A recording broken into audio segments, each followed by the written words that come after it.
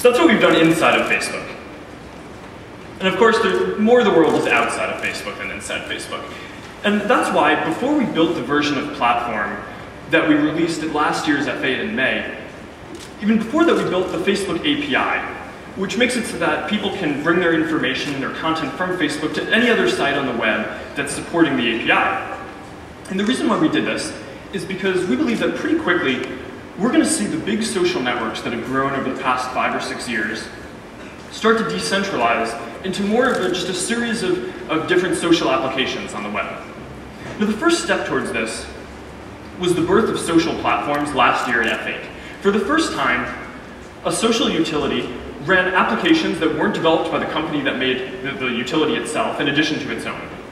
This was a big step forward. And the next step is that things are going to decentralize further so that the same applications aren't even going to have to run inside the social utility themselves. They're now going to be able to run outside anywhere on the web. They're all going to be able to work together, but they're going to be decentralized. Now, as I said earlier, I think that we're at the beginning of a movement and the beginning of an industry.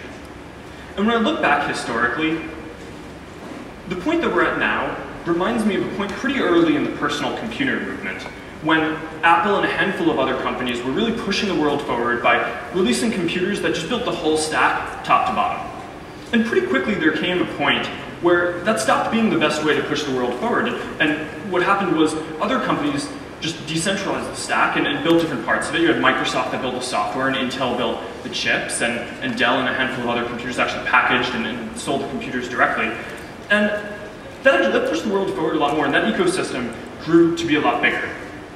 So we think that we're at a point today with these social applications where things are going to start to decentralize quite a bit. And at Facebook, we want to push this movement forward. And we believe that the best way for us to do this is to focus on building the core platform, the feed structure, and a set of communication applications. But we fully expect that over the next few years, the majority of the good applications and ways that people share information and experiences and other infrastructure for the social web are going to come from other people in the ecosystem. As time goes on, less of this movement is going to be about the site facebook.com, and more of it is going to be about other people's apps and the experiences that we're all building together. That's why we built Platform. Our mission is to give people the power to share and make the world more open and connected. And we believe that these different applications, every application that's built, is a new and unique way for someone to share a new type of information that they couldn't before.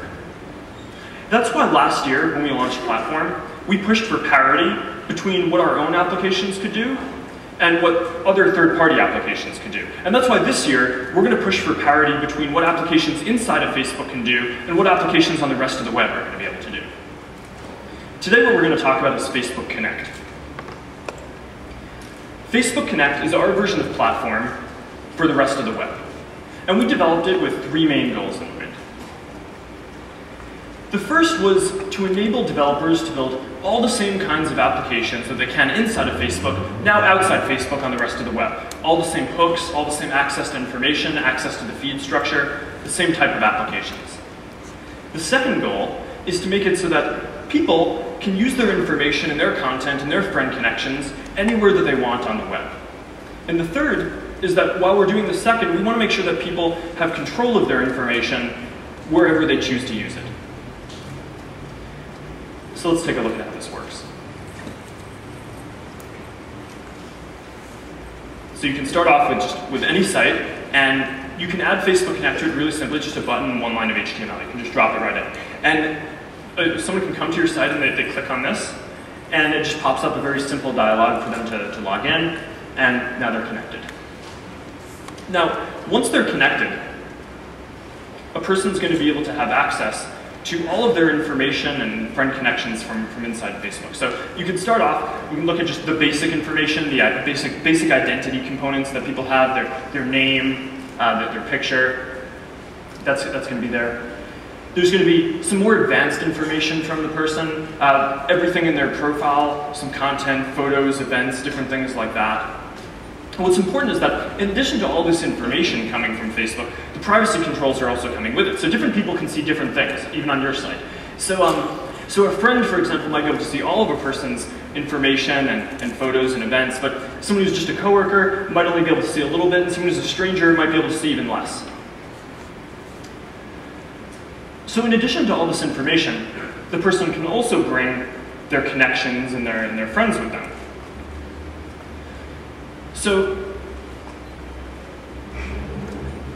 for other people who are a person's friends who are already connected to Facebook and have already linked up their accounts on your site, their accounts are just going to be linked, and you're going to be able to know that when a person connects who their friends are, who are also people who are on your site. But one thing that's pretty interesting is that there may be people who are using your site who a person who's coming from Facebook is friends with, but you don't know that they're friends because they haven't connected their account with Facebook yet. So what we allow you to do is just send us hashes of the email addresses of the people on your site, and then we can tell you which one of a person's friends are actually on your site already, even if they haven't connected. And then you can prompt people, or they can do this themselves, to send a request to those friends to connect their accounts and just link them up.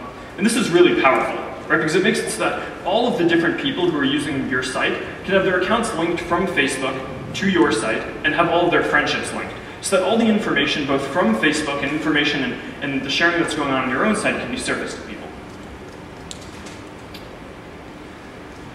So in addition to information from Facebook, people are also going to be able to share information back with their friends on your site and on Facebook. So let's say someone writes a post. You can get the same type of forms to give people just the complete control over how they want this to show up on their profile. They get full, short, one line, same types of things. They have complete control. They click publish, it goes to their profile, and their Christmas is ruined. I'm kidding.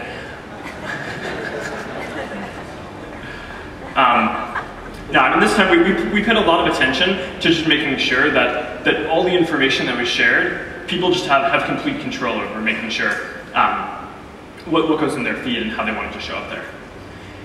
Learn from last time.